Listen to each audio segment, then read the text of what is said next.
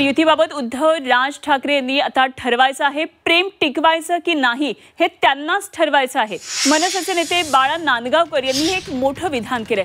मी त्यांना विचारलं नाही, प्रेम टिकून राहणार का असा प्रश्न नांदगावकर यांनी उपस्थित केलाय। तर उद्धव आणि राज ठाकरे राजकीय युती होणार का असा प्रश्न आता त्यामुळे उपस्थित होतोय। तर मनसेचे नेते बाळा नांदगावकर यांनी एक मोठं वक्तव्य केलंय आणि युतीबाबत उद्धव आणि राज ठाकरेंनी ठरवायचं आहे असं त्यांनी म्हटलंय।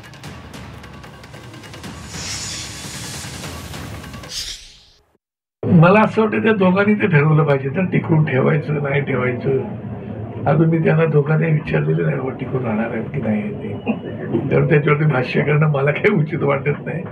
काय वरिष्ठांनी बोललेलं बरं असतं, ते मी कनिष्ठ कार्यकर्ता त्याच्यावर मी बोलणं काही उचित नाही। की आता आपण पाहतोय महाराष्ट्रात जे वातावरण आहे ते हे आहे की दोन्ही भावांनी एकत्र यावं। अर्थात त्याच्यात पुढे अजून चर्चा होईल, अजून काही बातचीत होईल, पण एक आहे नक्की सेंटिमेंट हे महाराष्ट्र हिताचं आहे आणि जे महाराष्ट्राच्या मनात असेल ते आम्ही करू। आणि या संदर्भात आणखी सविस्तर चर्चा करूया। आमचे प्रतिनिधी योगेश खरे आपल्याबरोबर थेट नाशिकमधून जोडले गेलेले आहेत। योगेश, आजपासून इगतपुरीमध्ये शिबिराचं आयोजन होतंय, मात्र आपण पाहिलं 2 आठवड्यांपूर्वी राज ठाकरे उद्धव ठाकरेंनी एकमेकांच्या हातात हात घालून मराठीच्या मुद्द्यावरून का होईना मात्र साथ घातलेली होती मराठी माणसाला। मात्र ही पुढे युती होणार का, राजकारणामध्ये काही वेगळी समीकरणं यामध्ये जोडलं जाणार का, याकडे लक्ष असताना हे अशा प्रकारे शिबिराचं आयोजन होतंय। काय नेमकं राज ठाकरे या शिबिरामधून मार्गदर्शन करतील, कशा पद्धतीने सगळं वातावरण आहे तिकडचं?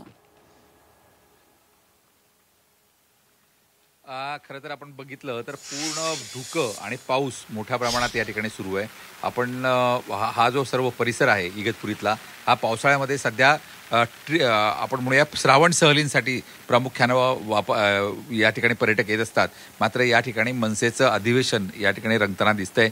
3 दिवस या अधिवेशनामध्ये अगदी गोपनीय पद्धतीने हे अधिवेशन होणार आहे। माध्यमांना सुद्धा या ठिकाणी प्रवेश नाही आहे आणि एक्झॅक्टली कुठे आहे हे सुद्धा सांगू नये असं मनसेतर्फे विनंती करण्यात आली आहे माध्यमांना। त्यामुळे एकूणच इगतपुरीच्या या धुका असलेल्या परिसरामध्ये हे जे शिबिर आहे हे शिबिर या ठिकाणी सुरू आहे।